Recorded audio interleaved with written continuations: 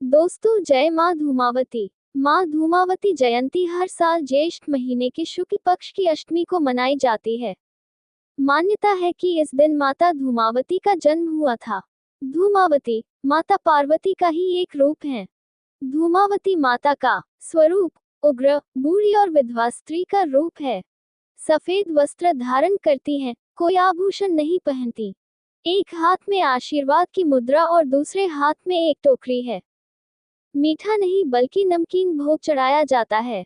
माँ धूमावती का मध्य प्रदेश के दतिया में बड़ा मंदिर है। धूमावती जयंती पर पूजा करने से जुड़ी मान्यताएं। धूमावती जयंती पर पूजा करने से दरिद्रता दूर होती है। शत्रुओं पर विजय प्राप्ति और रोग दोष से मुक्ति के लिए माँ धूमावती की पूजा करना फलदायी होता है। इस दिन भक्त सूर्योदय से पहले उठें। माँ को कुमकुम का तिलक लगाएं। उन्हें श्रृंगार और वस्त्र अर्पित करें। माँ के समक्ष घी का दीपक जलाएं। माँ के वैदिक मंत्रों का जाप करें। पूजा का समापन आरती से करें। माँ धूमावती को 10 महाविद्याओं में से एक माना जाता है। धूमावती जयंती के अवसर पर 10 महाविद्याओं की पूजा की जाती है। धूमावती जयंती पर सभी पवित्र ग्रंथ में स्रोत पाठ और सामूहिक जाप जैसे अनुष्ठान किए जाते हैं। हिंदू धर्म के अनुसार धूमावती जयंती के अवसर पर काले रंग के वस्त्र में काले तिल में धूमावती को उपहार स्वरूप चढ़ाने से मनुष्य की सभी भावनाएं पूरी तरह से हो जाती हैं। शास्त्रों के अनुसार सुहागिन महिलाएं धूमावती माता की पूजा नहीं करती हैं। वह दूर से ही माँ धूमावती के दर्शन करते हैं। माँ धूमावती के दर्शन से ही उनके पुत्र और पिता की रक्षा होती है।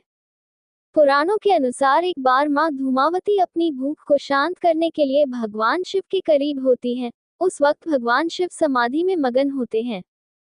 माँ धूमावती के बार बार दर्शन के बाद भी भगवान शिव अपने साथ नहीं रहते। इस पर माँ धूमावती क्रोधित हो जाती हैं और भगवान शिव को नष्ट कर देते हैं। भगवान शिव के गले में विष विद्यमान होता है, जिसकी वजह से माता के शरीर से धुआं निकलता है और उनका स्वरूप भयानक और धारण विकसन हो जाता है। इसी कारण से उनका नाम धूमावती किया गया। धूमावती जयंती पूजन विधि।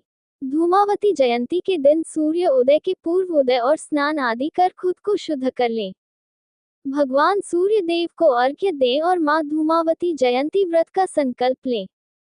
माँ धूवती का स्वरूप माँ के उग्र स्वरूप में एक सामान्य पूजा निषेध है। इसी तरह माँ धूमावती जयंती के दिन दुर्गा पूजा करें। माँ दुर्गा को लाल वस्त्र धारण करने की अनुमति दें। धूप, दीप, रोली, मोली, अक्षत, पंचमेवा, फल, फूल आदि से इनका पूजन करें। माँ के मंत्रों का उच्चारण करें। सर्वमंगल मांगल्ये शिवे सर्वार्थ साधिके शरण्ये त्र्यंबके गौरी नारायणी नमोस्तुते। आप दुर्गा कवच या ब्रह्मावती कवच भी पढ़ सकते हैं। माँ की आरती करें। कंजक एक समान जिमा महिलाएं माँ धूमावती की पूजा क्यों नहीं कर सकती? सभी सुहागन महिलाएं अपनी सुहागरात की रक्षा और व्रत के लिए माता पार्वती की पूजा करती हैं। तो आपको पता है कि देवी पार्वती का एक स्वरूप भी ऐसा है जिनकी पूजा करने से सुहागन होती है। माँ पार्वती अपने इस स्वरूप में एक विधवा के समान दिखाई देती हैं और माता पार्वती का ये स्वरूप वैधव्य का प्रतीक माना जाता है। किसी भी सुहागन स्त्री के सुहाग पर वैधव्य का प्रभाव न हो, इसलिए कोई भी सुहागन स्त्री माता पार्वती के इस स्वरूप की पूजा नहीं करती है। वैसे ही दूर से दर्शन कर सकते हैं। ज्येष्ठ मास के शुक्ल पक्ष की अष्टमी तिथि के दिन माता धूमावती का प्राकट्य हुआ था। पौराणिक कथाओं के अनुसार माता पार्वती ने माँ धूमावती का ये रूप शत्रु का संहार करने के लिए स्थापित किया है।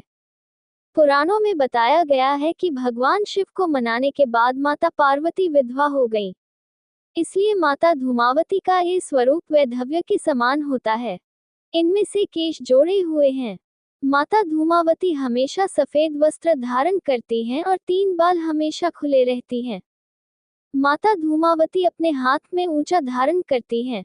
माता धूमावती के इस स्वरूप के पीछे एक पौराणिक कथा प्रसिद्ध है, जिसके अनुसार एक बार माता पार्वती के मन में यह विचार आया कि विधवा कैसी होती है। इस दर्शन के लिए उन्होंने भगवान शिव से कहा कि वह वैधव्य को महसूस करना चाहते हैं। देवी पार्वती की यह मनोकामना पूरी करने के लिए ही भोलेनाथ ने इस लीला को रचा था। इसमें फंसकर खुद माता पार्वती ने भगवान शिव को अपना ग्रास बना लिया।